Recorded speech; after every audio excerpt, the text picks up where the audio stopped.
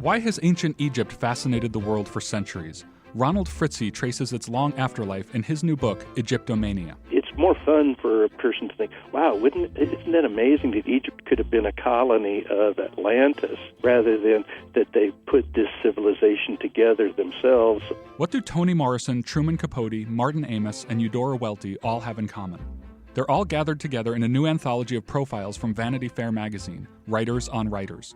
Our reviewer, my Times colleague Matthew Schneier, has picked out some of the best. It was new to me that Marianne Moore had Elizabeth Bishop stand as a kind of lookout while she gave an elephant an illegal haircut. We'll also talk about the 100 notable books of the year, literary news, and what we and other people are reading this week. This is Inside the New York Times Book Review. I'm John Williams, filling in for Pamela Paul.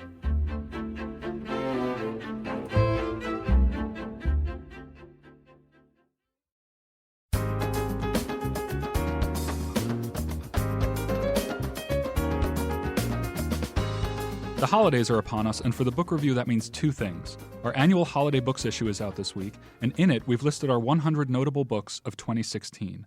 My colleagues Elida Becker, Barry Guin, and our usual host, the editor of the book review, Pamela Paul, who, as you will very clearly hear, is suffering from laryngitis, but is game to join us for this segment, are here with me now to talk about some of our favorites. Hi, everybody. Hi, John. Hello. Hi, how are you? Elida, let's start with you on the fiction side of the ledger. Does anything stand out for you among the 50 fiction books that we listed? Well, actually, what I'd like to do is talk about books that are sort of below the radar, the quiet books. And sometimes things that are published earlier in the year get ignored later on. Like Elizabeth Stout, I don't think is going to be ignored, but her book that came out in the spring, My Name is Lucy Barton, is wonderful and very moving and quite subtle about the relationship of this woman and her mother.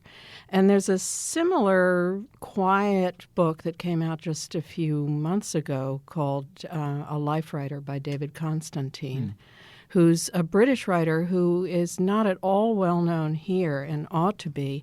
I don't know whether you saw the movie 45 Years with Charlotte Rampling. I didn't, actually. And it was based on one of his short stories, and it's about the relationship of a husband and wife and how the ripples of the past kind of upset their present life. And The Life Writer has a similar emotional tone. It's about a woman whose husband has died or is dying at the beginning of the book, and she sets out to write his life story and the story of his relationship with a woman he knew before her. And it's quite wonderful and moving. So those are two that I would urge people to look at. That's nice. I have one that's maybe a little below the radar. It's a small press book called The Gloaming by Melanie Finn, which is a novel about a woman who is involved in this terrible accident in the Swiss village she lives in. Oh, yes, I read that. It's wonderful. Yeah, I really enjoyed it. And then It's a very weird juxtaposition, too. Switzerland and Africa. East Africa. She escapes to Africa to sort of, forget the memories of this terrible thing that happened. And there she meets some, very vibrant characters. And the juxtaposition of this quiet Swiss village where she lived and this policeman she befriended there and then the mercenaries and the other people she meets in Africa is just very well balanced. And it's a tiny press. I mean, $2 it's $2 radio, which is a vital but small press. And then a bigger book that got a lot of attention was C.E. Morgan's novel The Sport of Kings, which is a very big and sweeping novel about Kentucky history and horse racing and race relations in America. And I thought that was very, though not perfect, very ambitious and had passages of really great writing in it. There were a lot of books that dealt with race, both on the fiction side and the nonfiction side this year. Yeah, on the nonfiction side especially, there are just a lot of books that got a lot of attention that focus on that subject. There's Patrick Phillips's Blood at the Root, which is the really stunning story about essentially a racial cleansing in a Georgia county in America where they drove out all of their black citizens in the early 20th century. And the town remained all white for 80 years. There's Blood in the Water by Heather Ann Thompson, which is about the Attica prison uprising in the 1970s and the sort of infamous suppression of that uprising. Then we have Sing for Your Life, a book that my mother enjoyed a lot, so I'll let her have a notable say. The story of Ryan Speedo Green, who just overcame, I saw him speak about this book earlier this year at an event, and just incredible. He overcame this really impoverished childhood to become an opera singer, and that's written by Daniel Bergner. And then two books about The White Working Class in America, White Rage, The Unspoken Truth of Our Racial Divide by Carol Anderson, and White Trash, The 400-Year Untold History of Class in America by Nancy Eisenberg. So those are just a few.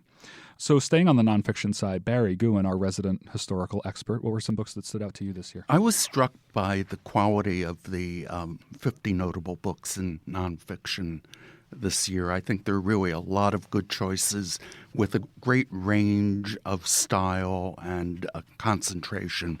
The book I would point to first is not necessarily an easy read, but it's one that's gotten extraordinary reviews in The Economist, the New York Review, and from our own reviewer, Paul Krugman, and it's called The Rise and Fall of American Growth, the U.S. Standard of Living Since the Civil War by Robert Gordon. It sounds a bit dry, and admittedly it is to some degree, but it's eye-opening in a couple of respects. One is that Gordon paints as thorough a picture as I've seen of what it was like to live in the 19th century, going into great detail about housing and sanitation and employment and all that. It's as if we're seeing one of those reality shows in which people are being forced to live like the early settlers. And I can't think of any other book that's brought home how very different life was in the 19th century from the way it is now.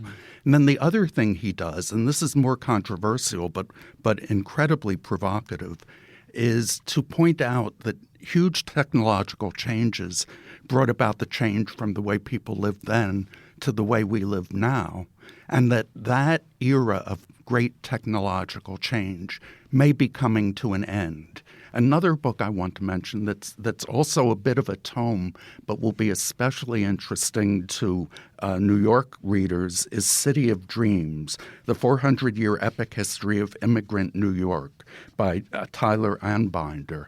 And this, too, is a large book, but a very thorough one about the fascinating experiences of immigrants coming to New York and the range of different kinds of experiences they had and the range of cultures that they brought to the city and how all of that affected the city. Now, clearly, it's a New York book, but with application far beyond New York, and especially given our present focus on immigration, it's a book that I think has enormous relevance today.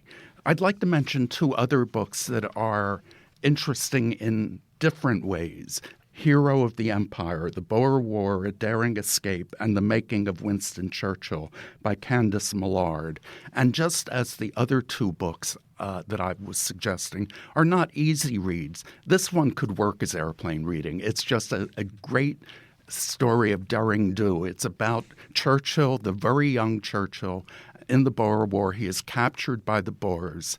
He makes an escape, and what Millard does is to describe the drama of that escape. It involved it was a 400-mile trek. He had no food or water, and it's Indiana Jones-like. And it's hard to find a new angle on Winston Churchill. And I'm trying that to is think of one. other than Lincoln, the Civil War, World War II. That's right. Right. She finds these like little undiscovered, episodes from the history or the story of major figures, like she did with T.R. in River of Doubt. The other book I want to mention in a similar vein is Joseph Lelyveld's His Final Battle, The Last Months of Franklin Roosevelt. And what Lelyveld does by framing it in terms of Roosevelt's impending death is to set up a dramatic situation. What can he accomplish? What does he have to hold back on? How will his relationship with his new vice president, Harry Truman, be affected? And all of these questions are set out, as I say, in a very dramatic way, which is rather different from the kinds of books we normally read on FDR. Yeah, it's a ticking clock scenario. There are just a couple of nonfiction books that I'd like to mention that are very, very different from each other. The first is a book called The Return by Hisham Matar, who is Libyan and whose father was disappeared into a Libyan prison in the early 1990s. Matar went back to the country after Gaddafi fell and tried to figure out what had happened to his father. And it's kind of a meditation on family and exile and his relationship with his father, who was a political dissident, a very influential one. And it's very moving, and it's very lyrically written. The other one is called You'll Grow Out of It by Jesse Klein, which is a series of comic essays by the head writer of Inside Amy Schumer. And I had seen Klein do stand-up a few times in New York when I moved here 87 years ago, and she's just incredibly funny, and you can see from the pieces why, some of Schumer, who's obviously talented herself, but where some of the tone of the show comes from, and some of it's grappling with feminist issues and other things. I'd leap in there and say, as between Klein and Schumer, I side with you. I recommend the Klein. Of the books. I haven't read Schumer's book, which also came out. Well, I've read both of them, and I would recommend Klein Team to our Jesse listeners. Yes. What we should also note is that within this list of 100 notable books are our 10 best, which we will talk about on next week's podcast. So thanks, everybody, for joining me. Thank you. Thanks, John.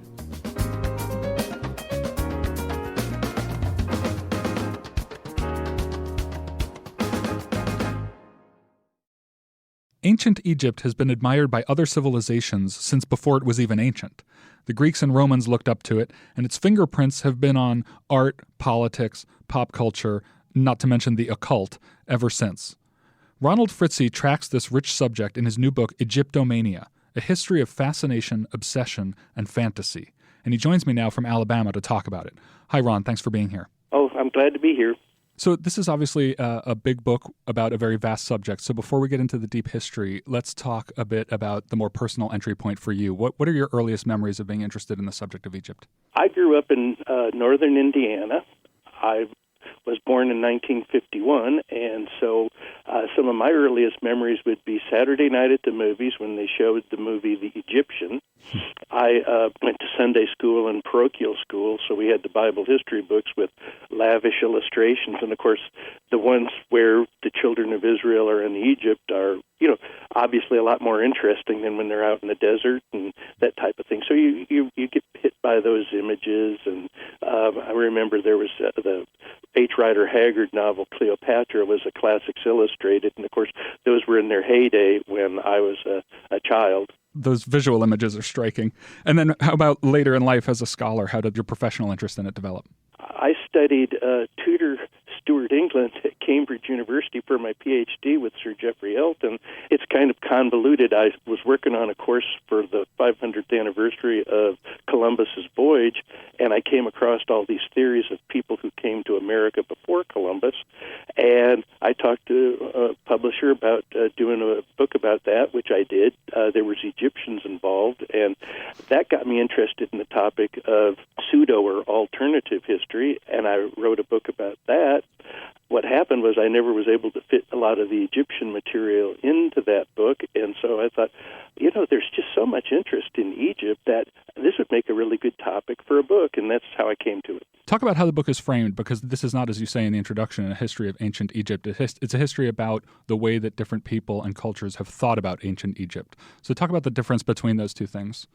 So what I do is it's 12 chapters, and I have the first chapter is called The Real Egypt, and that is simply just kind of a nutshell summary of Egyptian history through ancient times. And then there are 7 other chronological chapters. So I have the Greeks and the Hebrews and the Greeks and Romans, and chapters on how they viewed Egypt, then going into the Middle Ages, both in the Muslim East and in Western Europe, and then on into the Renaissance and the period of Baroque and Enlightenment, and then Napoleon's invasion, the 19th century, then the discovery of the King Tut tomb. Then I switch over to a topical approach, and I have 4 topical chapters. One is about occult Egypt, Egyptian rites and masonry or theosophy or the Rosicrucians, and then there's a chapter on Egypt and alternative history, with Egypt being the source of civilization or an Atlantean colony.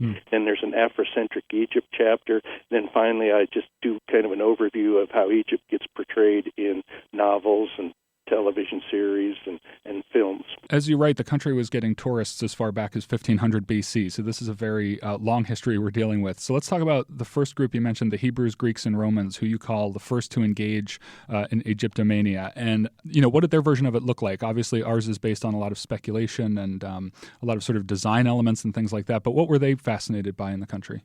The Hebrews had kind of a love-hate relationship with Egypt, because on the one hand it was a land of refuge. Abraham's journey down there was to avoid a famine, and as was the journey of Jacob and his sons.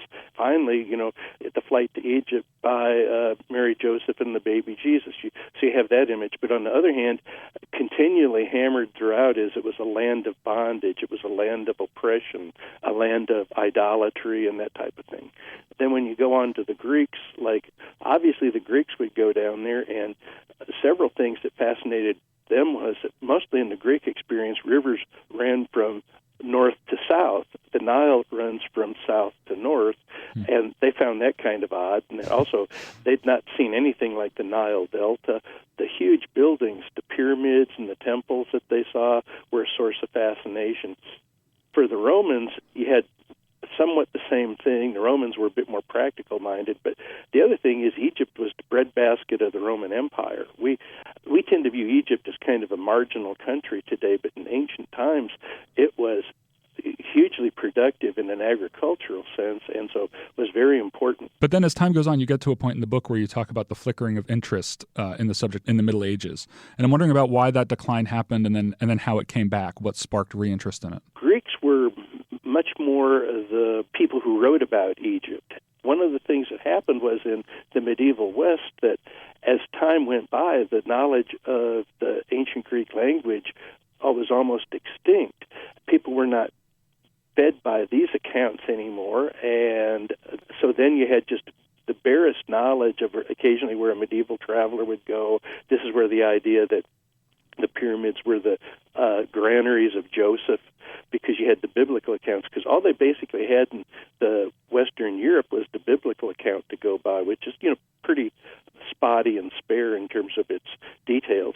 You do say that we know a lot about Egypt, that it's not a place that, for how ancient it isn't really enshrouded in all that much mystery to scholars. So why do you think there's that disjunction between, all of the legend and myth that surrounds it and all of the real detail that we know about it? On the one hand, there's a whole lot of the myth and legend and speculative material that was produced over the centuries. That's still out there, and people read it, and it keeps those ideas alive. And on the other hand, it's more fun for a person to think, wow, isn't that amazing that Egypt could have been a colony of Atlantis, rather than that they basically slowly but surely put this civilization together themselves over time. Atlantis is more fun than real history, I think it's true. Yeah. I'm going to skip all the way ahead to the 20th century now, which is glossing over not only a lot of world history, but a lot of material in your book, and get to the discovery of the tomb of King Tut in 1922. So this sort of kickstarts a whole new level of interest in the country. You also write that around this time, there's a sprouting of Egyptian-themed music, architecture, interior design, jewelry, and fashions.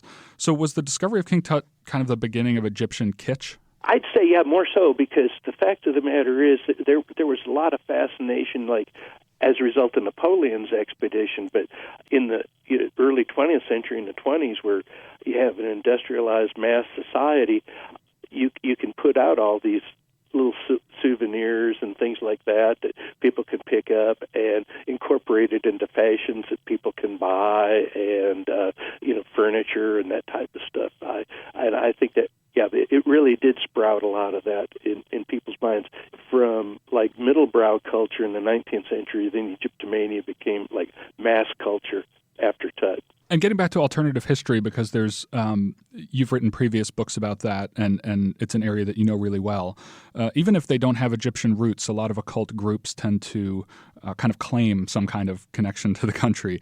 Do you have any favorite, zany theory that's out there about the pyramids, or something in particular that people may not know about? One of the things that's interesting is, for example, the Masons, they will adopt an Egyptian motif. Now, the fact is, if you talk to mainstream Masons, they make no claims about Egyptian knowledge to speak of, because theirs is supposed to be a Hiram and the Temple of Solomon and that type of stuff, and that's pretty much where it stops for most Masons. But they still like to adopt that.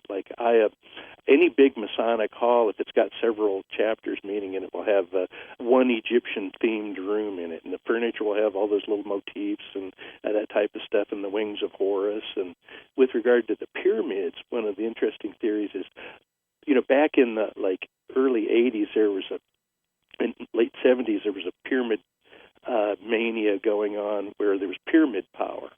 And the story there is it was this Frenchman who'd been down to visit the pyramid, and he made the claim that when he was in the Great Pyramid, he saw this garbage can that apparently had some dead cats and other creatures, but they'd been dead quite a while, but they hadn't rotted. And this got him thinking that there's something about the pyramid that prevents this from happening. And he wrote about it, and at that point that sparked the pyramid power. And the fact of the matter is, I believe the guy that made that claim actually had never been to Egypt, so it just shows you people will tend to make it up, and it gets spread, and it still continues today. People still remember pyramid power. It's an odd thing to actually claim, because how would people get there to really take advantage of it? It's not something you're going to make a mint off of. Oh, right.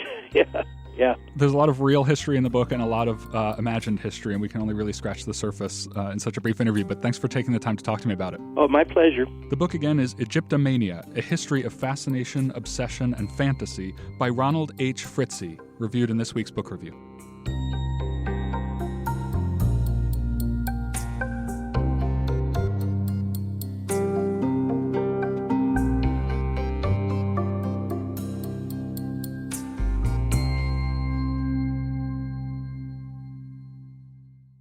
My colleague Alexandra Alter joins me now with news from the literary world. Hey, Alexandra. Hey, John. So this is one of the fun moments in the literary calendar every year, which is the awarding of the Bad Sex in Fiction Award. It's really the best moment in literary award season. I mean, the Nobel is great. The Booker is always exciting. The Pulitzer is kind of thrilling. But, it's the Bad Sex in Fiction Award that I look forward to covering every year. This is an award that's given annually by the Literary Review, which is a British literary journal, and it's in its 24th year. Wow.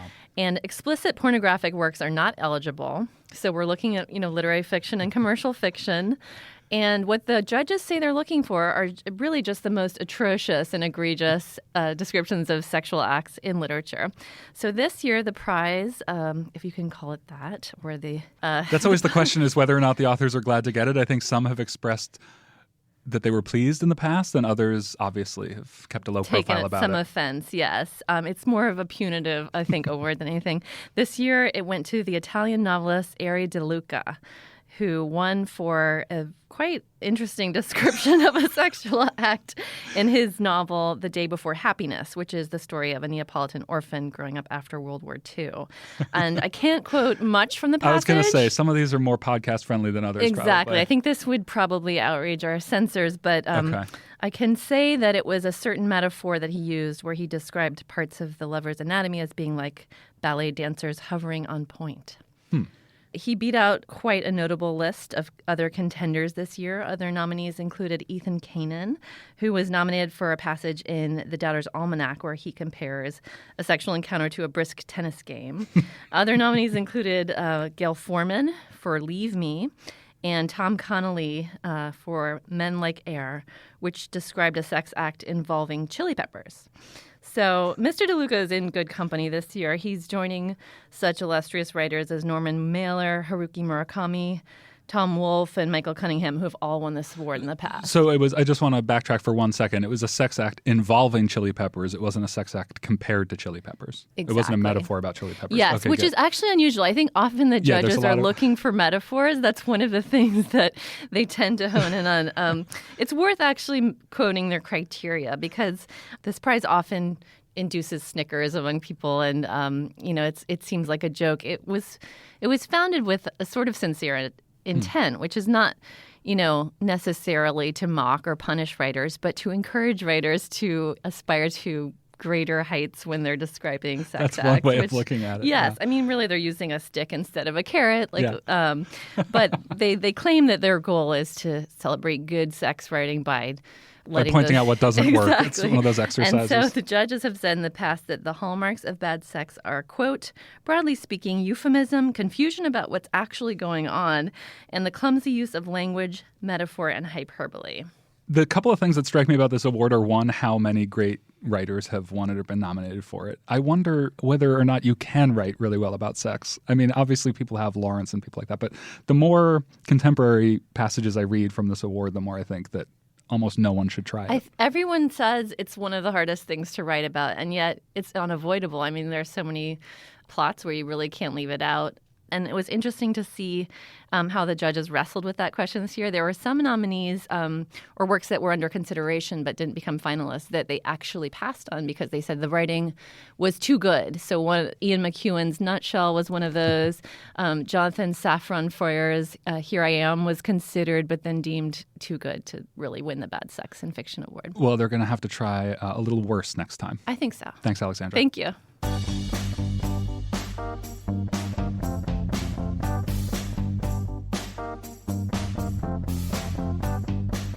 Vanity Fair magazine has a long history of giving famous authors an early leg up, including Dorothy Parker, A.A. Milne, Truman Capote, Mary McCarthy, and many others. The magazine has also specialized in authors writing about other authors who happen to be friends. The result has been decades of dishy, revealing pieces, and a new anthology, Vanity Fair's Writers on Writers, gathers the best. My colleague Matthew Schneier, a reporter and writer on staff here at The Times, reviewed it for us, and he's here to talk about it. Hi, Matt. Hi. I'm going to actually start by reading the opening of your review, which I enjoyed a great deal, and that'll kind of give us a little bit of liftoff. So you write, a good working assumption if you are a struggling young writer, dreaming of laurels but subsisting on lentils, is that those successful writers you envy are all off somewhere together, champagne drunk at a party to which your invitation has mysteriously not arrived. Vanity Fair's Writers on Writers, a collection of pieces from the magazine's modern incarnation, offers little to disprove this theory. So explain that. How did you finish this book feeling about chumminess among writers? Well, I should say that opening sentence actually comes from my memoirs. I was just able to repurpose it here, which is great.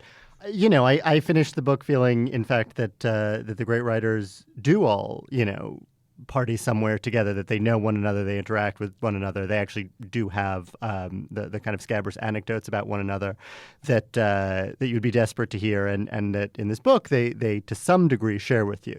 This is one where I would be very happy to see the cutting room floor I'm sure. and the things that were deemed too hot for publication. But I mean, even to print, you got Toni Morrison talking about Gabriel Garcia Marquez and Viagra. You've got Elizabeth Bishop on Marianne Moore, sort of primly seducing sailors on a roller coaster. This is the stuff that I didn't get in College English 101. Is this sort of very happy to have? Is this classic Vanity Fair material? Is it classic Vanity Fair? I mean, is that the tone of Vanity Fair, seducing people on roller coasters? Oh, I think so. I mean, especially rich people. But, the writers, I think, are on the lower end of that spectrum. But yeah, this to me felt very part and parcel of a lot of what's great about Vanity Fair and the sort of Carter administration. Discuss Graydon Carter, the editor, and discuss what you mean by the modern incarnation. These come from the magazine under his reign, I assume. Largely under his reign. So Vanity Fair, I think I'm getting this history right. I haven't actually refreshed myself since I wrote the review, but originally was an English magazine. The rights to it were bought by Condé Nast himself. We now think of Condé Nast as a company, but there actually was a Condé Nast, Mr. Nast, brought over to the United States in 1913, relaunched here, a little bit of a shaky beginning, and then sort of relaunched properly in 1914. Had a very successful August early run where Dorothy Parker wrote for it. Mencken, I believe, wrote for a lot of the kind of Algonquin greats would write for it. It didn't survive as long as perhaps it should have, I think because of, wartime privations or something. It was relaunched in the early 80s. During wartime, the glossy mags are the first to go. Absolutely. Last in, first out. It was relaunched in the early 80s, not then under Graydon Carter. He took it over in, I want to say, 1992, and in fact, that's right. And since this present compilation, Writers on Writers, is a collection of pieces from the 1983 on. Graydon Carter actually edited an earlier compendium of pieces from the original run, which is also great. But this is kind of the 80s to the present, and with a strong focus on the pieces that have appeared in the magazine since the early 90s. Is it also a strong focus on both the subject and the writer of the profile being well-known, or is it mostly the subjects are really well-known and sometimes it's a writer who we might not have heard of? It definitely leans on its famous contributors as well as famous subjects, and does some kind of matchmaking in a sense. Within the book you've got Truman Capote on Willa Cather, you've got Martin Amis on Sam Salman Rushdie. You've got Michael Lewis on Tom Wolfe. Michael Lewis on Tom Wolfe. I mean, they're all in there. James Walcott on Jack Kerouac. It is quite a bold-faced name table of contents. Vanity Fair is a bold-faced name magazine. The one negative thing I have to say about the book is that I think oftentimes it chooses to include some sort of famous writers, even when their pieces, not that they're not great, but, very brief occasional pieces, such as you might find, on a quarter of a magazine page or a half of a magazine page. And yet when you read it now, 5, 10, 15 years later, so-and-so's birthday tribute to so-and-so in like 200 words, maybe it doesn't give you as much as it gave you at the time. What about the meteor pieces? Do you have 2 or 3 favorites that really struck you as really worthy of lasting? Absolutely. I mean, the Elizabeth Bishop's memoir of her friendship with Marion Moore, the great poet on the great poet, is an incredible piece, and it's one that wasn't familiar to me. And in fact, it was a piece that was found nearly completed among her papers at her death, and was edited by her longtime friend and editor for publication in Vanity Fair in the early 80s, I believe. It's just an incredible piece of prose. We think of Bishop for poetry rather than prose, but she's an incredible prose writer. Really wonderful details like the sailors on the roller coaster. Marion Moore takes her to the circus. Marion Moore loves the circus. We know this, but it was new to me that Marion Moore had Elizabeth Bishop stand as a kind of lookout while she gave an elephant an illegal haircut to restore an elephant hair bracelet she had. I mean, elephant hair bracelets are new to me as a whole thing. Category. Yeah. But it had never occurred to me how you might repair one if you happen to have it. And if you're Marion Moore, you just take your nail scissors and go give an elephant a trim. Well, you call it illegal here, but in the review you coin, I think, a very elegant phrase, which is a larcenous elephant haircut. That's also a new category to me. So Bishop on Moore, that makes sense, obviously, that would be lasting. Is there another that sticks out to you?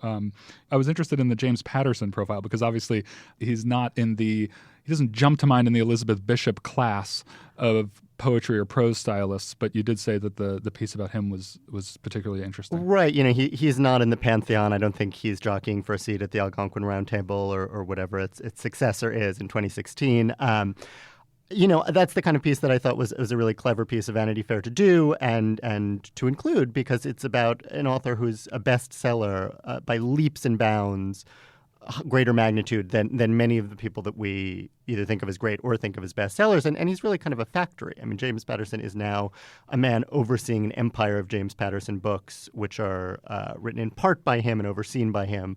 But, in fact is kind of, what do you call it? It's like the trench coat full of squirrels or something. What's the opposite of artisanal?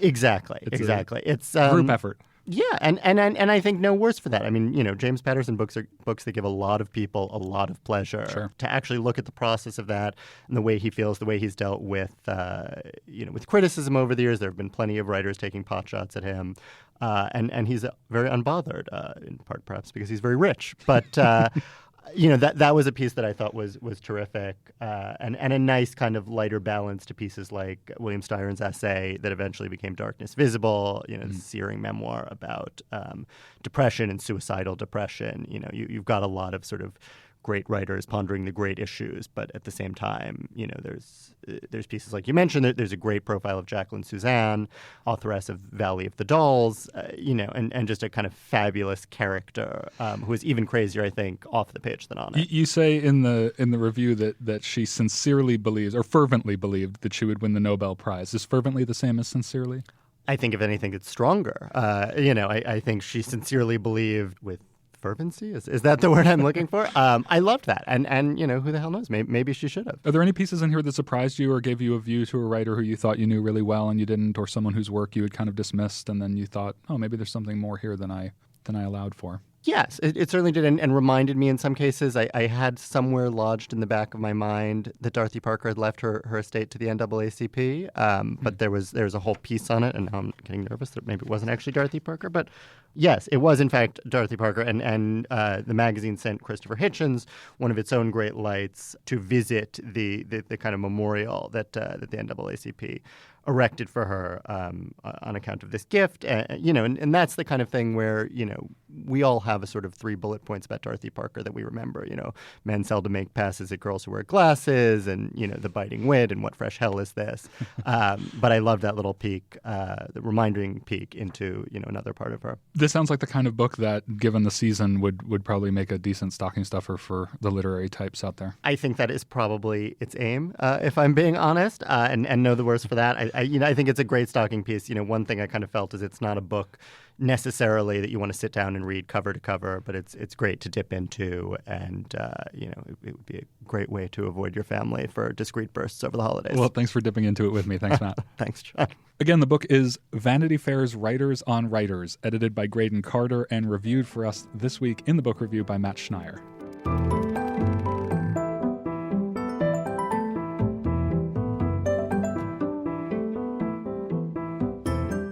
Greg Coles and Pamela Paul join me now to talk about what we're reading this week. Hi, guys. Hey, John. Hi, John. Pamela, let's start with you. What are you in the middle of? I see something open. All right, I'm going to rasp this one out. Pardon my voice. I'm reading a thriller that came out earlier this year called All Things Cease to Appear by Elizabeth Brundage. And it's a literary thriller, which I love because it means that it's sort of not only about that fast-paced and that what's going to happen next, but also about other things. And in this case, it's about marriage and about women within marriage. And it does a few unusual things narratively that I really like. It starts off with George Clare, a professor of art history in upstate New York, who comes home, or does he, to find his wife dead and their 3-year-old daughter alone with her body. It's clear from the very beginning that George Clare is a suspect. And so you all along have a question in your mind, is it going to turn out to be the obvious suspect, George Clare, in which case it's kind of surprising because he was the obvious one, or will it be one of the many other characters in it who would not be obvious and therefore is surprising? And so just having that question at work all along keeps you moving along in the story, which takes place also in an interesting setting, as a good thriller often does. In this case, it's the kind of depressed upstate New York where many of the farmers, dairy farmers in particular, have lost their farms. And so there's this tension between the expats from New York who've moved up from New York City, who've moved up there and are displacing many of the old farming families. So I'm about midway through and eager to finish it. Well, we'll talk about it again next week, but you won't, we'll have to have spoiler alerts. Yes. Greg, what about you? I started this week reading a novel that comes out in February. I'm not going to talk about it, actually, that one, because I haven't enjoyed it that much. I'm sticking with it, but it's not out until February, and I'm not loving it. So It's diplomatic of you. I'll instead talk about a podcast subtweet, and everyone's going to be like, "What the hell, Greg? What's coming out in February? What's the book?" I'm going to instead talk about a novel very much in the escapism line that is a writer who'd long been recommended to me and has been sitting on my shelf, and I've never read. This is a novel that came out in 1978 by a writer named Laurie Colwin. It's called Happy All the Time. It's utterly charming. It's a romance. It's a story about a marriage. It relies a lot on this very kind of witty banter between the characters. There are 4 principal characters, and really it ends up being about the marriage of 2 of them, Vincent and Misty. Their dialogue is kind of a throwback to like the madcap comedies, the Cary Grant type, his Girl Friday. Yes, it's very much like that. And she's just a lovely, charming writer. She died young of cancer. She's also famous for some cookbooks or books about food that she did, kind of an MFK Fisher type thing. Mm-hmm. The Laurie Colwin is more overtly comic than MFK Fisher was. She puts me a little bit in mind of like a David Lodge, that kind of small world type comedy. It's this broader comedy. So that's what I've been reading. How about you, John? Well, I read 4 books recently for work, I have a review up online now of 4 new fiction books, and 2 of them really stood out to me. One is a collection of stories that actually you alerted me to called We Show What We Have Learned by a writer named Claire Beams, and this is her first collection. Some of these stories are kind of have a very subtle form of magical realism where very bizarre things are happening, but she's not really emphasizing them that strongly, which is kind of a nice tone. But there are a couple of realistic stories that I thought were just fantastic, including one about a young boy who's helping his mother run this sort of sham home for people who come and try to get healed in this marsh. You know, they have limps or sores or something, and they come and spend time in this marsh thinking that it will heal them. And he sort of falls in love with this one woman who shows up at the home. And then there's another one set during the time of the Great Plague. Her imagination is very wide-ranging, and that's about 2 sisters, one of whose husband is a doctor during the time of the spread of the Great Plague. The other one is the wonderfully titled Schlump, which is the title character in a 1928 novel about World War I that was written anonymously by Hans Herbert Grimm. Also a great name. Yes, also a great name, the author and the character. The book is a sort of one of those odd comedic anti-war books. There's a lot of like genteel, picaresque adventures that Schlump goes through, and there are very harrowing battle scenes in the middle of the book, but on either side of those are sort of lighter but always with obviously the war in the background and the absurdity of that. Kind of like that classic The Good Soldier Svek by Jaroslav Hasek. The backstory of the book is really, I think, should be a book in itself, so someone should write it. Here's the idea, which is that it was published anonymously in the late 1920s. It was completely overshadowed by All Quiet on the Western Front, which obviously got a ton of attention and became a classic pretty instantly. But Grimm wanted to maintain his anonymity because he was a teacher and he liked his life and he didn't want to be punished for being anti-war. So during the time the Nazis were burning the book in the 1930s, he sort of kept a low profile by just not admitting that he was the writer. He buried a copy of the book in the wall of his house, which was found in 2013, which is how it was rediscovered. He worked for the Nazis as an interpreter during World War II, also to try to keep his cover out of a kind of, subterfuge, and then was punished for that after the war by having his teaching job taken away, and then committed suicide in 1950. So just a crazy 20th century life and story. So I'd like to see that told in full sometime. So some industrious writer out there, get on that. And in the meantime, thanks for joining me, guys. And thank you, John, for your excellent and much-needed substitute hosting. Oh, my pleasure, but get better soon. Thanks. Remember, there's more at nytimes.com/books. Our producer is Jocelyn Gonzalez, and you can always write to us at books@nytimes.com. Thanks for listening. For the New York Times, I'm Pamela Paul.